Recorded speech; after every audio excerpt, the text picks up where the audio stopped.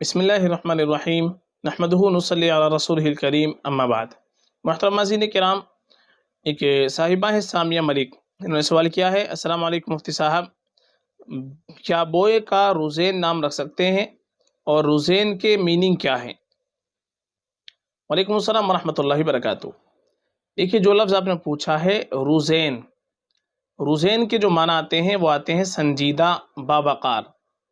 تو معنی کے اعتبار سے اگر دیکھا جائے تو روزین نام رکھ سکتے ہیں، معنی میں کوئی خرابی نہیں ہے، لیکن بہتر اس سے یہ ہے کہ ہم یہ نام رزین رکھیں، را پر زبر کے ساتھ، زا پر زیر کے ساتھ میں رزین۔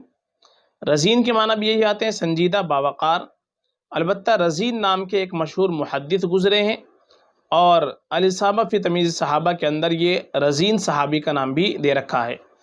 تو رزین نام زیادہ بہتر رہے گا، چونکہ اس میں نسبت بھی پائی جاتی ہے صحابہ کی، اور اسی طریقے سے محدث کی۔ رزین نام معنی کے اعتبار سے، نسبت کے اعتبار سے زیادہ بہتر رہے گا۔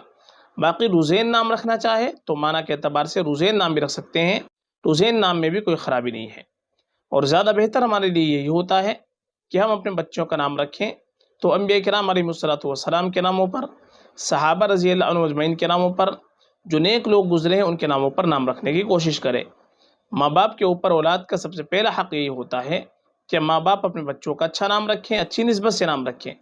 حدیث کے اندر آتا ہے: انکم تدعون یوم القیامۃ باسمائکم واسماء آبائکم فاحسنوا اسماءکم، کہ تم کو تمہارے ناموں کے ساتھ قیامت کے دن پکارا جائے گا، لہذا تم ان کے اچھے نام رکھو۔ تو حدیث کے اندر بھی اچھے نام رکھنے کی ترغیب آئی ہے، لہذا ہم کو اچھے نام رکھنا چاہیے۔ علماء سے تحقیق کرنے کے بعد ہی ہم کو نام رکھنے کی کوشش کرنی چاہیے۔ تو یہ نام رکھنا چاہے تو معنی کے اعتبار سے رکھ سکتے ہیں، فقط واللہ اعلم۔